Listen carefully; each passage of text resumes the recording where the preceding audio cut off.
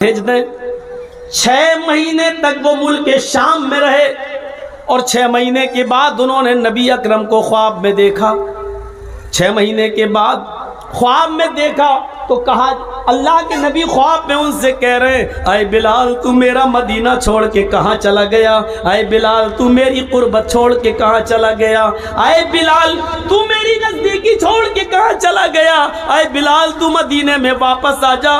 فجر کی نماز پڑھتے ہی گھوڑا دوڑا دیا اور چلنے لگے۔ لوگوں نے کہا، بلال کہاں جا رہے ہو؟ کہنے لگے، مجھے میرے آقا نے بلایا ہے، مجھے میرے نبی نے بلایا ہے، اب شام چھوڑ کر میں مدینے کی طرف جا رہا ہوں۔ 6 مہینے کے بعد مدینے آئے۔ مدینے میں پہنچ کر فوراً لوگوں سے پوچھا کہ مجھے محمد رسول اللہ کی بیٹی فاطمہ سے ملواؤ۔ فاطمہ رضی اللہ تعالیٰ عنہا کی شکل محمد رسول اللہ سے اپنے ابو سے بہت ملتی جلتی تھی، بہت حد تک ایک تھی۔ لوگوں مجھے فاطمہ کا چہرہ دیکھ لینے دو کہ ان کو دیکھ کر میں محمد رسول اللہ کو یاد کر لوں گا۔ لوگوں نے کہا، بلال تم مدینے سے باہر تھے، ٹیلی گرام کا اور موبائل کا زمانہ نہیں تھا۔ اے بلال تمہارے آنے سے چند دن پہلے محمد رسول اللہ کی بیٹی حضرت فاطمہ بھی اس دنیا سے چل بسی، وہ بھی اللہ کو پیاری ہو گئی، وہ بھی اب اس دنیا میں نہیں رہی۔ نظریں آسمان پہ ڈالی، اے اللہ نبی کا غم ابھی بھولا نہیں تھا، کیا ایک اور غم میرے اوپر آ گیا؟ فاطمہ بھی اس دنیا میں نہ رہی۔ زبان سے نکلا، انا للہ و انا الیہ راجعون۔ کسی طرح خاموش ہوئے، باتیں ہوئیں اور تھوڑی دیر کے بعد اذان کا وقت ہو گیا۔ لوگوں نے کہا، بلال مہینے گزر گئے تمہاری اذان نہیں سنی، بلال آج اذان دے دو۔ کہنے لگے، نبی اکرم کے رخصت ہونے کے بعد اب اذان کے کلمات مجھ سے نہ دلواؤ۔ ادھر نبی کے نواسے حسن آ گئے، ادھر حسین آ گئے۔ دونوں کہنے لگے، اے بلال جانتے ہو ہم کون ہیں؟ ان دونوں کو اپنے دونوں ہاتھ سے دبایا، تم دونوں نبی اکرم کے نواسے ہو۔ میرے نانا نے کیا کہا تھا؟ جس نے میرے نواسوں کا دل توڑا اس نے محمد رسول اللہ کا دل توڑا۔ اے بلال تمہیں اذان دینا پڑے گی آج، یہ محمد رسول اللہ کے نواسوں کی خواہش ہے۔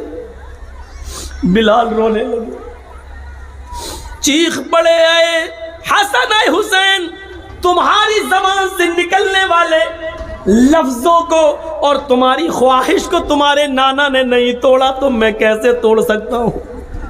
میں اذان دوں گا۔ وضو بنایا، اذان دینے کے لیے کھڑے ہو گئے۔ وہی اونچائی ہے، وہی مسجد نبوی کا مینارہ ہے، وہی کانوں میں انگلی دی ہوئی ہے اور اسی جگہ پر اذان کے کلمات بلند ہو رہے ہیں۔ حضرت بلال کی اذان سننے کے لیے لوگوں نے پہلے ہی مسجد بھر دی۔ اذان سے پہلے ہی مسجد آباد، کھجور کے پتوں کی بنی ہوئی چٹائیاں بچھی ہوئی، سارے لوگ مسجد میں بیٹھے ہیں۔ 6 مہینے پرانا محمد رسول اللہ صلی اللہ علیہ وسلم کا زمانہ یاد آ رہا ہے۔ حضرت بلال کے کانوں میں انگلیاں ہیں اور حضرت بلال ان جملوں پر پہنچے ہوئے ہیں، اللہ اکبر اللہ اکبر۔ جیسے ہی بلال نے اللہ اکبر کہا، کعبے کے رب کی قسم ان جملوں نے نغمہ قیامت برپا کر دیا۔ جیسے یہ جملے نکلے، لوگ اپنے گھروں سے اور تیزی سے نکلنے لگے۔ جیسے یہ جملے نکلے ایسے ہی عورتیں بے قابو ہو جاتی ہیں، وہ بھی اپنے گھروں سے اٹھ کر اوپر چھت پہ چڑھ جاتی ہے کہ آج بلال کی اذان چھت سے سنیں گے تو صاف سنائی دے گی۔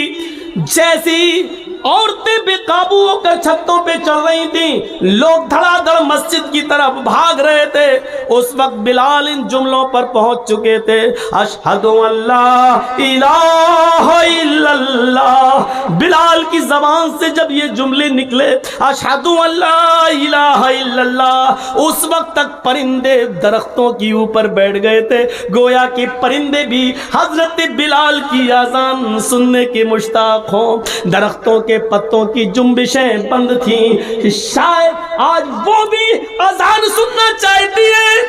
یہ ساری چیزیں بے قابو تھیں، عورتیں چھتوں پہ چڑھ کے بلال کی اذان سننا چاہ رہی ہیں، درختوں کے پتے جنبش نہیں کر رہے ہیں، چہچانے والے پرندے بھی خاموشی کے ساتھ بلال کی اذان سن رہے ہیں، اور صحابہ کرام کی آنکھوں میں آنسو ہیں۔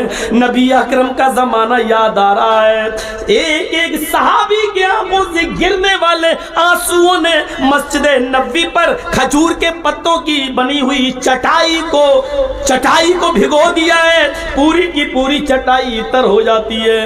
حضرت بلال ان جملوں پر پہنچتے ہیں، اشہد ان محمد الرسول اللہ۔ ابھی ان کی زبان سے محمد کا جملہ ہی نکل پایا تھا، رسول اللہ کا جملہ نہ نکلنے پایا کہ ان کی نگاہ وہیں پہنچ جاتی ہے جہاں جناب محمد رسول اللہ کھڑے ہو جایا کرتے تھے، اور بلال سے کہتے تھے کہ اذان دو، اور بلال انہیں دیکھ کر پوری اذان دیا کرتے تھے۔ آج اس جگہ پر نبی اکرم کو غائب پایا، آج اس جگہ پر محمد رسول اللہ کو موجود نہ پایا، پریزنٹ نہ پایا۔ جیسے ہی ان کی نظر اس جگہ گئی اور نبی کو موجود نہ پایا تو غشی آئی، چکر آئے، اور بے ہوش ہو کر وہ زمین کی اوپر گر پڑے۔ لوگوں نے پانی کے چھینٹے مارے، بقیہ الفاظ دوسروں نے ادا کر دیے، ان پر چھینٹے مارے گئے، پانی کے چھینٹے مارے گئے، ہوش میں لایا گیا اور کہا بلال نے، لوگوں میں نے تمہیں پہلے ہی کہا تھا، نبی اکرم صلی اللہ علیہ وسلم کے انتقال کے بعد اب مجھ سے اذان کے لیے نہ کہا کرو، میں محمد رسول اللہ کہتے ہوئے کس کے چہرے کو میں دیکھوں گا۔ یہ اندازہ تھا، ہمیں سوچنا چاہیے، لیکن قبر ان کی بھی ہے۔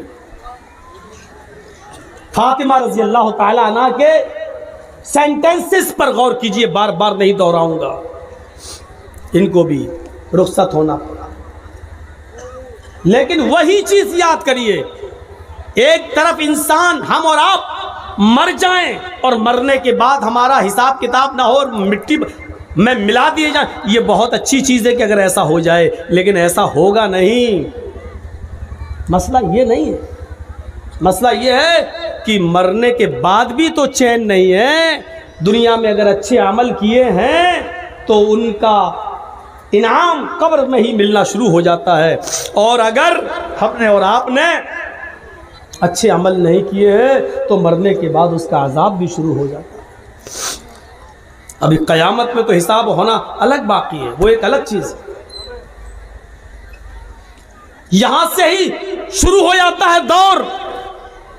حضرت عثمان غنی کے سامنے جہنم کے عذاب کا ذکر کیا جاتا نہیں روتے، لیکن جب قبر کے عذاب کا ذکر کیا جاتا تو اتنا روتے کہ ان کی داڑھی تر ہو جاتی۔ پوچھا ہے عثمان، جہنم کے عذاب کا ذکر ہوتا تو تم نہ روتے، اور قبر کے عذاب کا ذکر ہوتا تو اتنا روتے، کیا بات ہے؟ فرمایا لوگوں، یہ قبر آخرت کی منزلوں میں سے پہلی منزل ہے۔ فَإِنَّ الْقَبْرَ أَوَّلُ مَنزِلٍ مِّن مَّنَازِلِ الْآخِرَةِ، آخرت کی منزلوں میں سے پہلی منزل ہے قبر۔ جو اس قبر میں سوال و جواب میں پاس ہو گیا، جو یہاں کامیاب ہو گیا، وہ ساری منزلوں میں کامیاب ہو جائے گا، آخرت کی اور دوسری سیڑھیوں پر چڑھ لے گا۔ لیکن جو اس سیڑھی سے پھسل گیا، جو یہاں ناکام ہوا، وہ آخرت کی تمام منزلوں میں ناکام رہے گا۔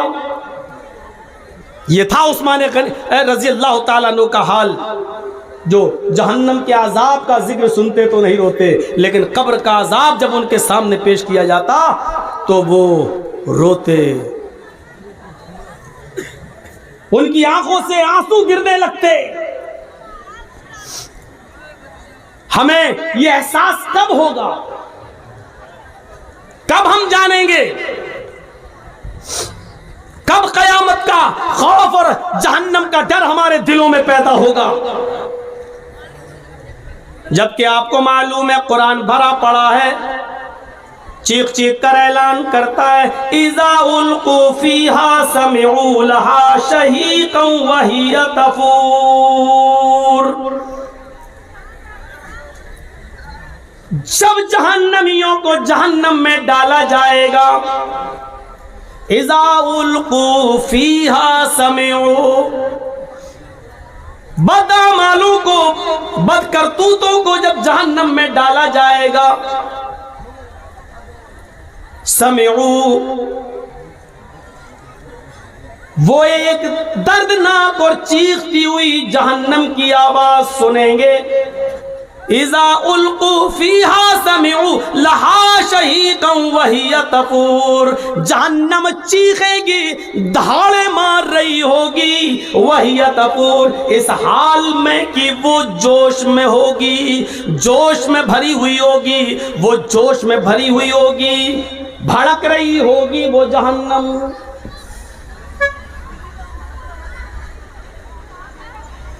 کون احساس کرے گا اس کا؟ تکاد تمیز من الغیظ، ایسی بھڑک رہی ہوگی، ایسا لگے گا اس کو دیکھ کر کہ ابھی ابھی یہ غصے میں مجھ پر پھٹ پڑے گی۔ تکاد تمیز من الغیظ، ایسا لگے گا کہ غیظ و غضب میں یہ پھوٹ پڑے گی ہمارے اوپر۔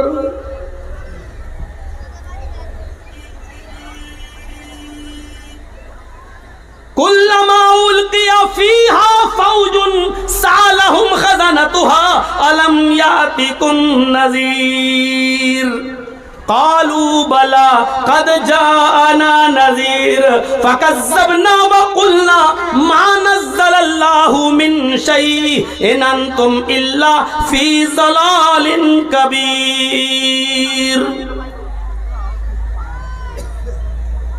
جب جہنم میں ڈالا جائے گا جہنمیوں کو،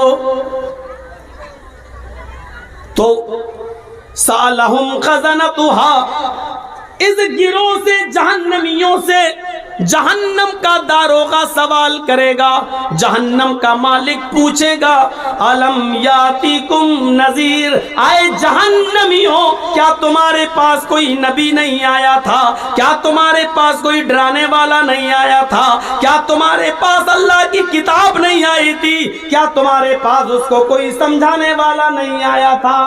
اب جہنمیوں کا بھی جواب سنو، قالوا بلا، کیوں نہیں، ہمارے پاس اللہ کا ڈرانے والا بھی آیا تھا، ہمارے پاس اللہ کی کتاب بھی آئی تھی، ہمارے پاس منصور بھی تھا، ہمارے پاس دستور بھی تھا، ہمیں سمجھایا بھی گیا تھا، رسول بھی آئے، پیغمبر بھی آئے، کتابیں بھی آئیں، سب کچھ تھا ہمارے پاس، لیکن ہماری ڈھٹائی عیش و عشرت نے، دنیا داری نے، دنیا کے جاہو جلال نے، دنیا کے مال حرام کی ہوس نے، دنیا داری نے ہمیں کہیں کا نہیں چھوڑا، ہم دنیا داری میں ایسے پڑ گئے، فکذبنا وقلنا ما نزل اللہ من شیء، ہم نے نبیوں کو بھی جھٹلایا، ہم نے قرآن کو بھی جھٹلایا اور فرمایا یہ تمہاری اپنی باتیں ہیں، اللہ نے ہماری طرف کچھ بھی نازل نہیں کیا، ان انتم الا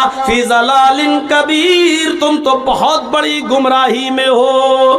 وقالوا لو كنا نسمع او